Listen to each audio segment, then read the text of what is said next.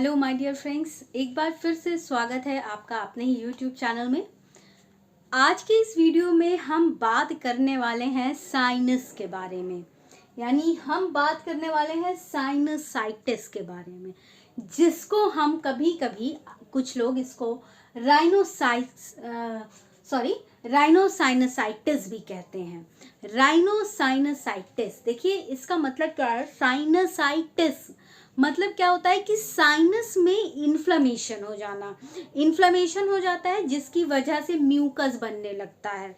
अब देखिए साइनस जो होती है हमारी बॉडी में, हमारे फेस पर होती है, जो हमारे नाक के इर्द गिर्द खाली जगह होती है जहाँ पे एयर फिल्ड होती है। जब इन्हीं और ये साइनस क्यों होते हैं हमारे ये फेस पर, ताकि जो ये हमारी स्कल बोन है ना, इसको लाइटनेस मिल सके, ये हैवी ना लगे। इसलिए कुछ साइनस होते हैं जो खाली जगह होते हैं जिनमें एयर फिल्ड होता है। जब यही साइनस इन्फ्लेम हो जाते हैं, इन्फ्लेमेशन के कई सारे कारण हो सकते हैं जो मैं वीडियो में डिस्कस करूंगी आपसे।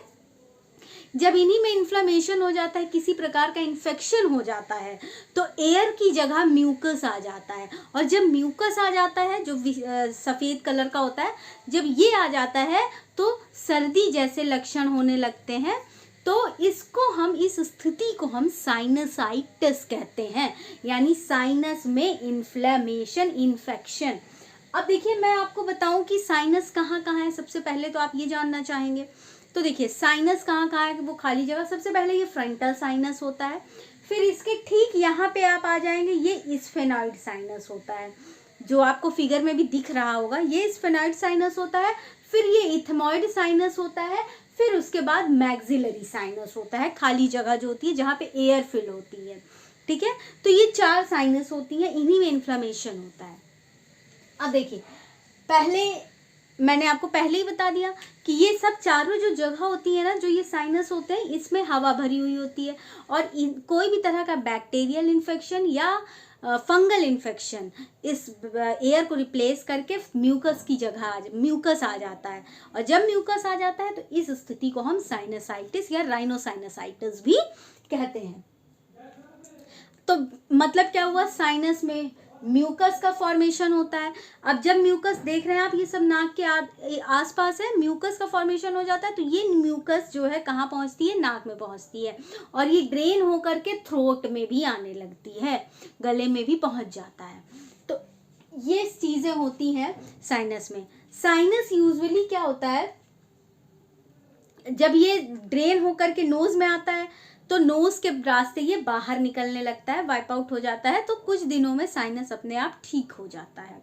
लेकिन ठीक हो जाता है तो इसका मतलब ये नहीं कि हमें इसको नज़रअंदाज कर देना चाहिए। आपको पता भी तो होना चाहिए कि साइनस और आमूमन सर्दी जुकाम में क्या अंतर है।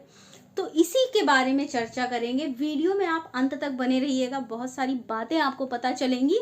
कुछ लोगों के लिए वीडियो बहुत इंपॉर्टेंट भी हो सकता है, कुछ के लिए नहीं भी हो सकता है। जिनके लिए नहीं है वो आगे शेयर करें, लोगों तक पहुंचाएं। और अगर आप हमारे चैनल पे नए हैं तो वीडियो को लाइक कीजिए और चैनल को सब्सक्राइब करना बिल्कुल मत भूलिएगा। तो चलिए अब मैं टाइप्स की बात करती हूँ। काफ़ी सारी चीज़ें आपको मैंने बताई साइनस के बाद। अब साइनस कितनी टाइप की होती है, तो सबसे पहले एक्यूट साइनस। तो एक्यूट साइनस की अगर मैं बात करूं तो ये 4 हफ्तों से भी कम समय के लिए रहती है। जुकाम जैसा ही तो है, तो 4 हफ्तों से कम के लिए रहती है। और ये जनरली जो कॉमन कोल्ड होता है ना, लोगों को सर्दी जुकाम जो बदलते मौसम के संग होता है, वही के समय में होता है। 4 हफ्तों से भी कम समय में ये ठीक हो जाती है। फिर उसके बाद सब एक्यूट की बात मैं करती हूँ। तो सब एक्यूट जो होता है ये 4 से 12 हफ्तों में ये ठीक होता है। कभी कभी मेडिसिन की ज़रूरत होती भी है, कभी कभी नहीं। लेकिन अगर आप नॉर्मली देखेंगे तो जनरली लोगों को इंतज़ार करना चाहिए। कोशिश होती है कि 5-6 दिन में या 1-2 हफ्ते में अपने से भी साइनस ठीक हो जाए तो ठीक है। सभी साइनसेस को एंटीबायोटिक्स की ज़रूरत या मेडिसिन की ज़रूरत नहीं पड़ती है। फिर हम क्रोनिक साइनस की बात करें, ये 12 हफ्ते काफ़ी हो गए, नहीं 3 महीने, 12 हफ्तों तक रहती है ये क्रोनिक साइनस। अब ये किसी बैक्टीरियल इन्फेक्शन की वजह से भी हो सकती है। अब देखिए बैक्टीरियल इन्फेक्शन की अगर मैं बात करूं तो बहुत सारे बैक्टीरिया हैं। कौन कौन से बैक्टीरिया की वजह से साइनस हो सकता है, दोस्तों यूट्यूब पे हमारा एक और चैनल है जिनका लिंक मैं डिस्क्रिप्शन में शेयर कर रही हूँ। प्लीज़ हमारे उस चैनल को भी सब्सक्राइब करना बिल्कुल मत भूलिएगा। तो कौन कौन से bacteria, salmonella pneumoniae, influenza virus, फिर मोरेक्सिला और कैथारोसिस, ये सारे जो कुछ बैक्टीरिया के नाम है, ये क्या करते हैं, इनकी इन्फ्लेमेशन जब होती है, इन्फेक्शन जब होती है, तो साइनस में इन्फ्लेमेशन हो जाता है। फिर हम रिकरेंट अक्यूट साइनस की बात करें, इसमें क्या होता है, 4 और more times in 1 year. Recurrent का मतलब ही होता है कि वापस से आ जाना, तो वापस से आ जाना मतलब साल भर में 4 बार भी हो सकता है या उससे ज़्यादा बार भी हो सकता है, बार बार साइनस की समस्या होती रहेगी, ठीक है। और कब तक रहेगी, हर बार आ रही है जा रही है, आ रही है जा रही है, हर बार 2 हफ्ते या 2 हफ्ते से भी कम समय के लिए रहेगी ये साइनस, ठीक है, जितनी बार भी हो रही है, और साल में 4 बार तक वापस आ सकती है और हर बार 2 हफ्तों तक रह सकती है। तो ये होती है रिकरेंट एक्यूट साइनस। अब हम फंगल साइनसाइटिस की बात करें, वहाँ बैक्टीरियल इन्फेक्शन था, यहाँ फंगस का इन्फेक्शन होगा, और फंगल का इन्फेक्शन आपको पता है जल्दी ठीक नहीं होता है। फंगल साइनसाइटिस की बात अगर मैं करूँ तो ये बहुत ही सीरियस होता है और इसकी वजह से इम्यून सिस्टम भी वीक होने लगता है, ठीक है। अब मैं सिम्टम्स की बात करने वाली हूँ। देखिए, हम व्हाट्सएप पे भी, हमारे चैनल का लिंक व्हाट्सएप पे भी है हम लोग, तो व्हाट्सएप का भी लिंक मैंने डिस्क्रिप्शन में शेयर कर रखा है, आप हमारे चैनल को व्हाट्सएप पे भी फॉलो कर सकते हैं फॉर लेटेस्ट अपडेट्स।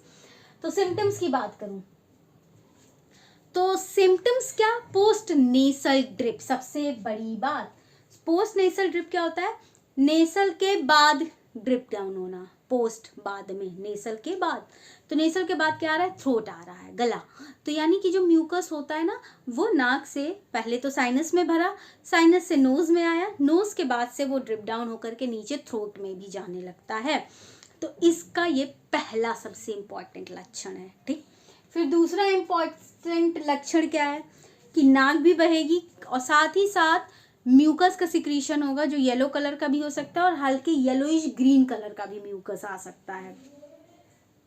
फिर नाक स्टफी हो जाएगी, मतलब हर समय ऐसा लगेगा जुकाम हुई है। फिर उसके साथ ही साथ फेस पे प्रेशर पड़ेगा, क्योंकि ये सारा एरिया खाली है, ये भर गया है म्यूकस से, फेस पे प्रेशर, फेस में अचानक से दर्द होगा, आपको महसूस होगा, पेन लगेगा।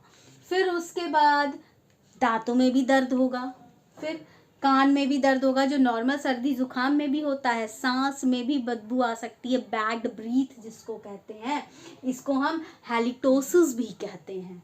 फिर उसके बाद स्वाद भी खराब हो सकता है, महक भी अच्छी नहीं आएगी, कफ भी हो सकता है, हेडेक भी हो सकता है और थकान भी हो सकती है। देखिए, सारे लक्षण जुकाम वाले हैं सिवाय एक के, चेहरे पे दर्द, प्रेशर आना चेहरे पे। हेडेक तो आपको नॉर्मल कोल्ड में भी आता है, लेकिन चेहरे पे प्रेशर, चेहरे में दर्द, ये साइनस का एक बहुत इंपॉर्टेंट माइन्यूट सी लाइन है जो साइनस को कॉमन कोल्ड से अलग कर रही है। फिर इज इट लाइफ थ्रेटनिंग, क्या लाइफ थ्रेटनिंग है? हाँ, बिल्कुल है। अगर समय रहते आपने जानकारी नहीं रखी और बचाव नहीं किया तो ये लाइफ थ्रेटनिंग भी है, क्योंकि फंगल साइनसाइटिस आसपास की बोन्स में फैलेगा, आसपास के ऑर्गन्स में फैलने लगेगा, इम्यून सिस्टम कमज़ोर करेगा, इम्यून सिस्टम कमज़ोर होगा तो और भी बीमारियां हावी होंगी, तो ये लाइफ थ्रेटनिंग भी हो सकता है, ठीक है।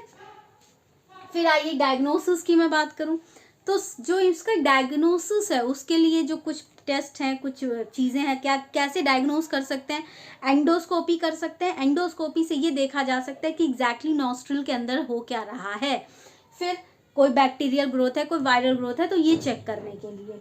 फिर दूसरा हम नेसल स्वैब भी कर सकते हैं। नेसल स्वैब आपने देखा होगा, नाक में एक हल्की सी स्वैब डाल करके अंदर के म्यूकस को इकट्ठा करना। जब वो नेसल स्वैब ले लेते हैं फिर उसका एग्जामिनेशन करते हैं, इफ़ एनी बैक्टीरिया और वायरस है तो, फंगाई है तो, ठीक है।